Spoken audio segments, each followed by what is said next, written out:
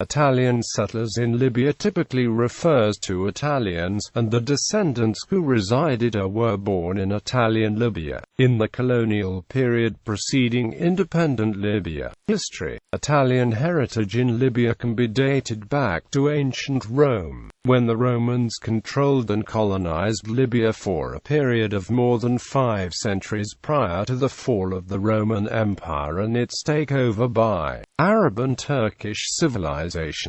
But predominantly Italian heritage in Libya refers to modern-day Italians. In 1911, the Kingdom of Italy waged war on the Ottoman Empire and captured Libya as a colony. Italian settlers were encouraged to come to Libya and did so from 1911 until the outbreak of World War II. Developments in less than 30 years. The Italians in Libya built a significant amount of public works and the Libyan economy flourished. They even created the Tripoli Grand Prix, an international motor racing event first held in 1925 on a racing circuit outside Tripoli. Italian farmers cultivated lands that had returned to native desert for many centuries, and improved Italian Libya's agriculture to international standards. Catholicism experienced a huge growth in those years, with many new churches built for the growing Italian community. In the late 1920s, the 2 Catholic cathedrals of Tripoli and Benghazi were built.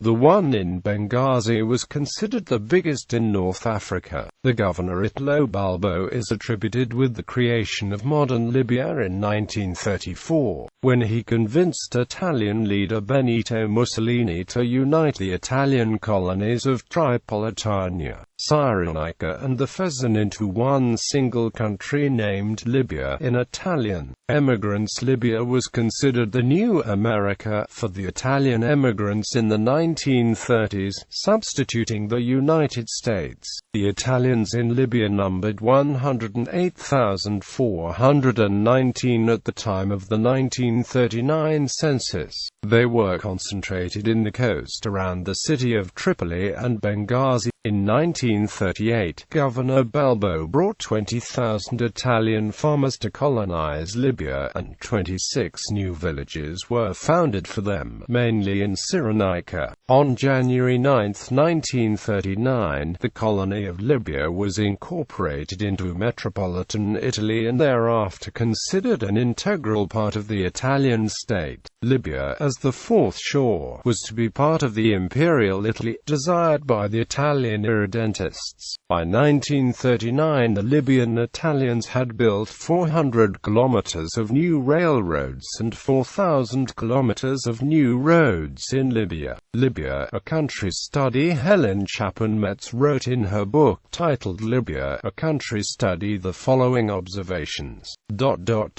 Once pacification had been accomplished, Fascist Italy endeavored to convert Libya into an Italian province to be referred to popularly as Italy's fourth shore. In 1934, Tripolitania and Cyrenaica were divided into 4 provinces: Tripoli, Misrata, Benghazi, and Ana, which were formerly linked as a single colony known as Italian Libya, thus officially resurrecting the name that Diocletian had applied nearly 1,500 years earlier. Fezzan, designated as South Tripolitania, remained a military territory. A governor-general, called the first consul after 1937, was in overall direction of the colony, assisted by the General Consultative Council, on which Arabs were represented. Traditional tribal councils, formally sanctioned by the Italian administration, were abolished, and all local officials were thereafter appointed by the governor-general.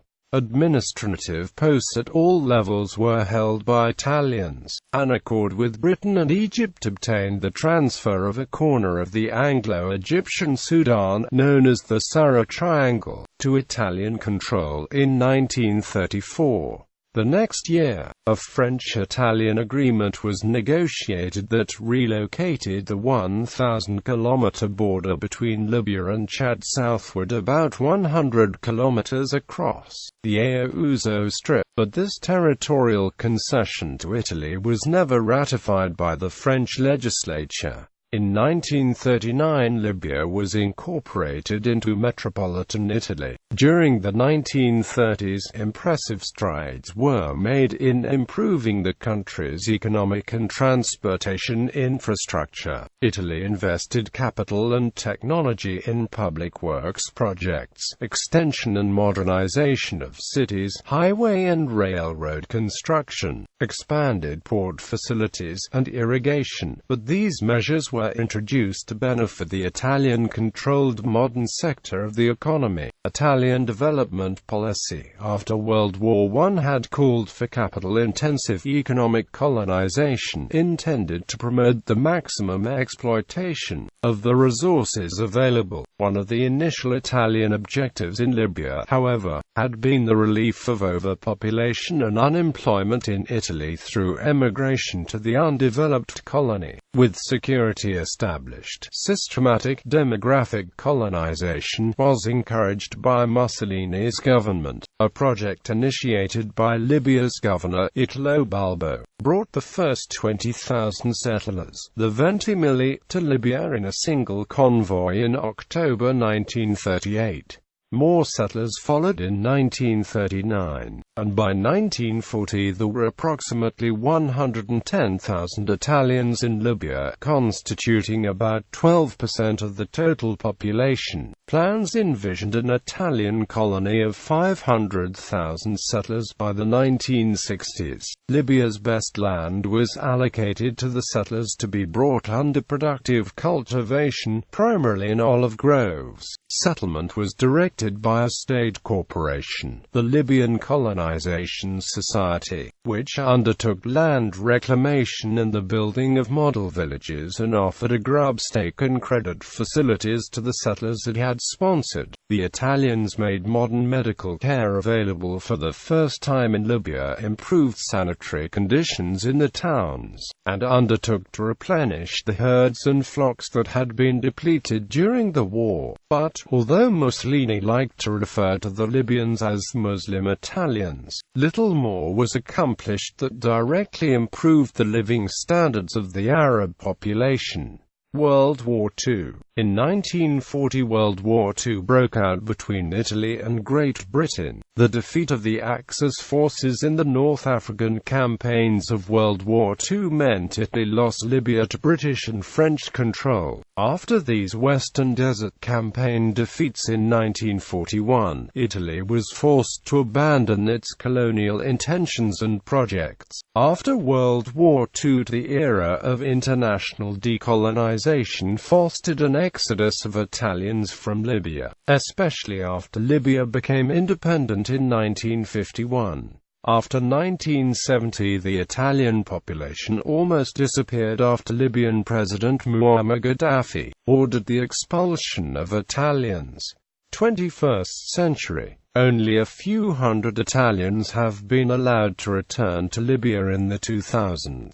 In 2006, the Italian embassy in Tripoli calculated that there were approximately 1,000 original Libyan Italians in Libya, mostly elderly people living in Tripoli and Benghazi. After the National Transitional Council has been responsible for the transition of the administration of the governing of Libya in 2011, some Italo-Libyan refugees in Italy who were expelled by Gaddafi returned to Libya. There are also many descendants of Italian settlers who married Arabs and/or Berbers, and Libyans of mixed Italian and Arab. Berber blood may be considered Arabs of Berbers in the Libyan census. At present, the Libyan Italians are organized in the Associazione Italiani Rimpatriati dalla Libia. They struggle to get their confiscated properties.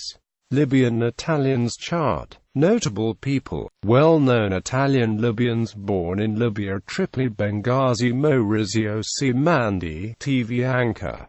Gabriele de Paulus, Italian Army General. Outcomes: Mario Schifano, painter. Marge Lorenzo Bandini, motor racing driver. Bibliography: Chapman Metz, Helen. Libya, A Country Study. Washington, GPO for the Library of Congress, 1987. Sarti, Roland. The Axe Within, Italian Fascism in Action. Modern Viewpoints. New York, 1974. Smith and Munro, Ion, Through Fascism to World Power, A History of the Revolution in Italy. Air Publishing. Manchester, 1971. ISBN 0-8369-59124-4. Taylor, Blaine. Fascist Eagle, Italy's Marshal Italo Balbo, Montana.